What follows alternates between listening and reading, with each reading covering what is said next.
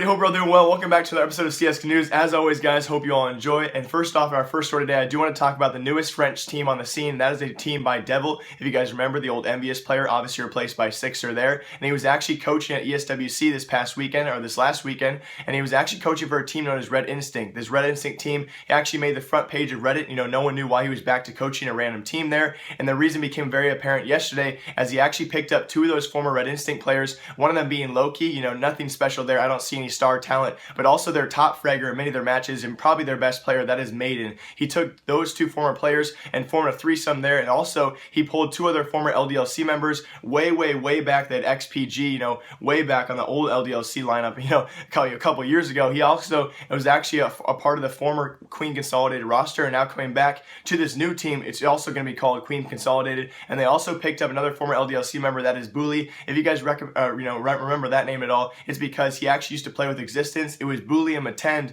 that little French duo there, who was playing with Existence's old LDLC lineup before they changed that 6 months ago. So Bully was on LDLC 6 months ago. Again, not a star talent. He actually really struggled for LDLC, so a very curious pickup here. He kind of seems like the guy to bounce around the French lower tier scene as of right now, but still, I recognize the name, so I kind of enjoy this lineup so far. I don't see them going anywhere, you know, too far. I can't say that even could be able to compete with an LDLC lineup, you know. So right now you do have Maiden, Loki, Devil. Devil, obviously, you could call him a tier 1 talent, even though he struggled with Envyus, going to be the team's probably best player. Maiden performs very well against tier 2, tier 3 teams. You know, if we want to define those tiers, you'd say against ESWC teams, even then, Maiden's only getting 24, maybe not even breaking 30 frags. So not a star talent, but still a solid lineup here, also closing out XPG and Bully. And then we had Na'Vi Guardian get engaged this past week, or a couple days ago as well. I wanted to report on this earlier, but I really couldn't. I didn't make a video in time for all of you guys. I started my Thoughts Don't Matter series, which I really am enjoying. I know a lot of you guys did not enjoy that, but I really want to share my opinions with all of you guys. And on topics like, probably not like this, but Na'Vi Guardian did get engaged to Gla1ve, a former Epsilon women's player. Now she plays for a team known as Do You Even, so not like a top tier team there in the women's scene. They did go to ESWC. They placed 7th or 8th.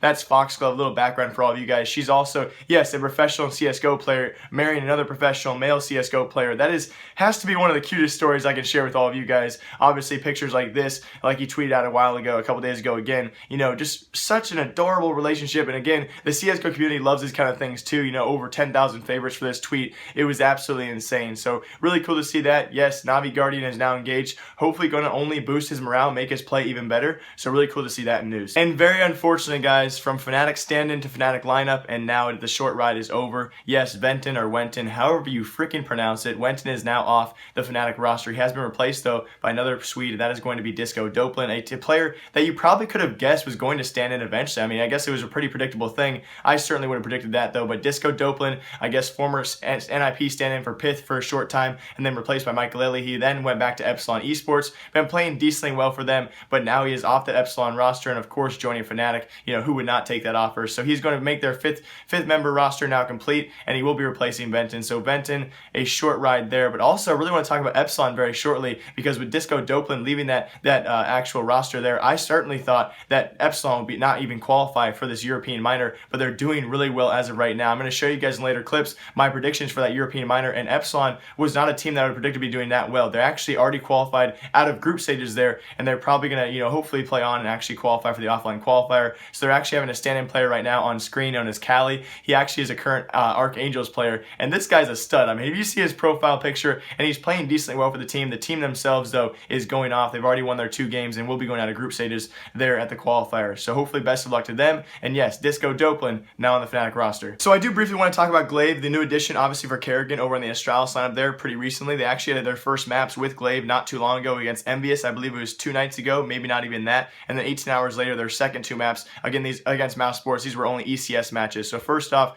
these were ECS matches, nowhere near, you know, like a LAN or a tournament or an important event. A lot of teams don't prioritize these events ahead of many things. You know, teams skip ESL events on an equivalent to these ECS matches as well for boot camps and practices all the time. It happens quite a bit, quite more frequently than you actually would think. So Astralis Gla1ve really struggled with his first 2 maps, and people were really worried at first as well, because they got 2-0'd by Envyus. Their first actual maps with this full lineup, guys, and they got 2-0'd by Envyus. Now again, ECS matches, but the score lines were not even close, and even worse, Gla1ve did not look good at all. I believe 7-18 and 7-20 were both of his score lines, so obviously pretty bad numbers there. But he came back. It was 18 hours later against Mouse Sports, a Mouse Sports lineup that I think is seriously obviously a strong lineup with the addition of Lowell from Penta. I think it's a really strong lineup, and you really flip of the switch here as Gla1ve performed very well. He averaged just over 20 frags in both of those matches, and then they 2-0 sweep Mouse Sports. So you lose 2-0 to Envyus. You wouldn't expect a team like that then to go out and 2-0 Mouse Sports. I certainly wouldn't. You know, you put up against Mouse Sports and Envyus against each other, and I would say Mouse Sports, you know, 60-70% of the time, I think they're going to win that matchup. So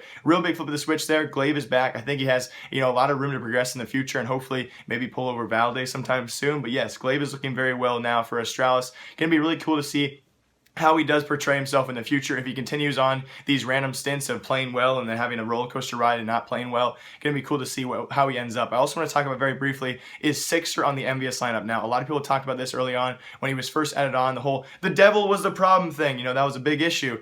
Well, certainly that seems like, you know, devil wasn't the problem. We all knew that. But, you know, was devil the right person to replace? Probably. But Sixer is really, you know, what we expected from him. He's a kind of a break-even, not really a flashy kind of guy, doesn't have very many flashy performances. At least the maps that I've seen him play so far, he really has not had over 20 frags in many maps at all. He kind of he lies around in the teens, you know, usually goes even, or if they win a match, he goes even. If not, it's worse than that. But really not a flashy guy, probably the player they needed, but still not going to carry them anything above what they have been in the past few months. Really quick, shout out to my sponsor. Thank you, Scooby. If you guys want to trade your skins fast and you don't want to lose that 5% to Steam, or you cannot trade them anywhere else because no one wants to buy them, you can use tradeskinsfast.com right down below to trade your guys' skins. But also on top of that, I do want to announce my next story, and that is the saving of a CSGO channel, which, you know, some of you guys probably watch. He has over 7 million views and over 15,000 subscribers. His name is Exilian. I've seen his content in the past, and I actually wanted to talk to you guys really quick. This guy almost got his entire channel deleted,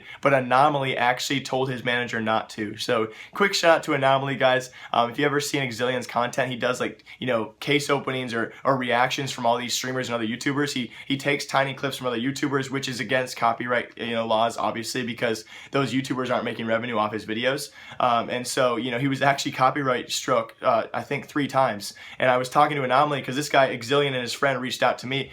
His friend reached out to me and said, "Oh my gosh, Anomaly, they copyright struck my channel." Well, no crap, because you used his content without asking permission. And apparently Anomaly had warned this guy several times. But Anomaly messaged me last night on Twitter and said, "Jake, by the way, we removed our copyright strikes, so his channel will not get deleted or terminated." Because if you guys can see on screen, actually this channel last night was gone. It was not there anymore, and so Anomaly reversed that. So thank you very much, Anomaly, being very forgiving to people who are, you know, kind of stealing content. But the guy gets a ton of views. I mean, you look at some of these videos, they are lots and lots of views. So his channel is now back, but that is how you can lose a 7 million view channel in an instant, by stealing content. But that was a short CSGO story for any of you guys who actually watch Exilian. And also in some news, I want to cover the CIS minor teams as well as the European minor teams. You know, we had the PGL Asia minor last week, and now we have 2 different minors coming up this weekend, guys. That being obviously the CIS and the European minor. European minor are going to be very competitive. The CIS, one that people are really complaining about because, you know, absent of teams like Gambit Gaming or Na'Vi or Flipside, the CIS minor teams really are struggling. They're teams that you would never expect to actually have a chance at qualifying for the offline qualifier in itself, and let alone even try and make the next major. And sorry if you guys hear the train outside. I really don't want to redo this clip. So as of right now, we have teams like Team Tengri, you know, a favorite team there. Team Spirit, you know,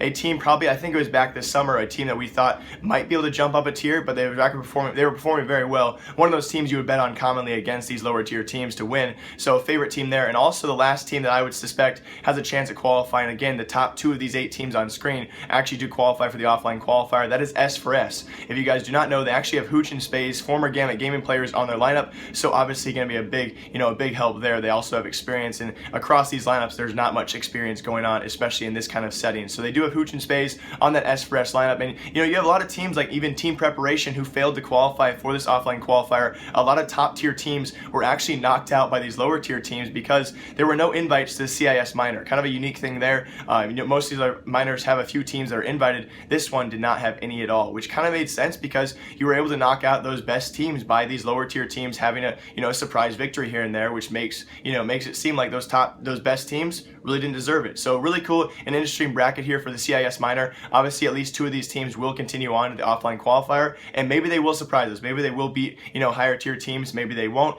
Again, it's kind of like, you know, other esports. The CIS teams are kind of big underdogs. But hey, let me tell you this. I saw League of Legends Worlds, Albus Nox Luna. They make it to the quarterfinals. They didn't do too well, but they made it. That's all that matters. CIS teams, come coming for you. And I do briefly want to talk about the European minor, although it did already start. So at the point of you guys watching this video, the European minor is already going to be, the group stages are going to be done. And I don't want that to influence what I say to you guys on camera. So I'm going to stick with my picks. But as of right now, Epsilon, a big surprise, as well as Space Soldiers, have already advanced out of group stages by winning 2 games. I do want to discuss really quickly as well, for this European minor, it's a round robin, and the first teams to 2 wins are through. So it's a very quick minor format that I really don't approve of. I would say first team to 3 wins would be more fair, especially when you have groups like Group A, the group of death here. We have teams like Godsent, LDLC, Space Soldiers, and Alternate Attacks all in Group A. And then you have the wounded Group B. I'll go over this later on, guys, but really kind of a really bad group play here, but it's going to be the first 2 teams to 2 wins in every group are going to advance out. And so as of right now, my picks,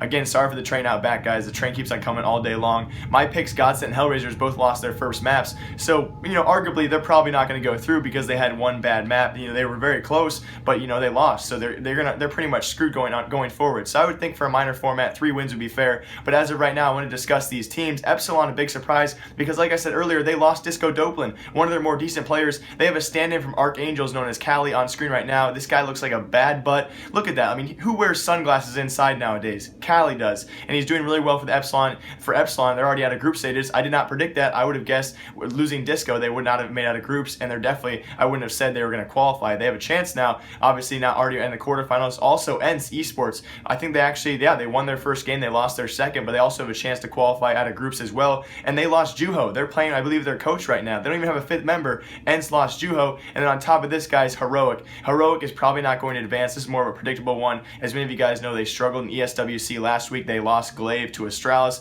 Gla1ve was by far and away their best player. So Heroic, even with the young Nico, is not holding on too well. So you have Group A, the group of death here. LDLC, like I said before, Godsent, Alternate Attacks, Space Soldiers, a heavily loaded group. And then in Group B, you have the wounded group, So, I mean, there's really not much of a fair system here, but they can't really decide that, the organizers can't predict all these players to leave. So that's the European minor going on as we speak right now, guys. Check it out. It should be very, very competitive, especially once we get to group stages. But as of right now, it's a surprise to me what's happening in the European minor. As you guys can probably tell, I am in ramble mode. I keep on thinking to myself, like, my thoughts don't matter. I really want to continue that series. I hope you guys enjoyed that series because I'm just in a talkative mode right now. I know you probably realized that because this episode kind of probably was a little longer than you guys want it to be. I'm going to call it quits there. I will be back probably on Monday or hopefully Sunday with another CSGO news episode, and I think Monday or Tuesday with My Thoughts Don't Matter. So leave topics down below you guys want me to talk about. As always, live, love, laugh a lot. Hope you guys enjoyed this episode of CSGO News. My name is Jake. Remember, I like you. I will see you guys all in a couple days. Remember, I like you.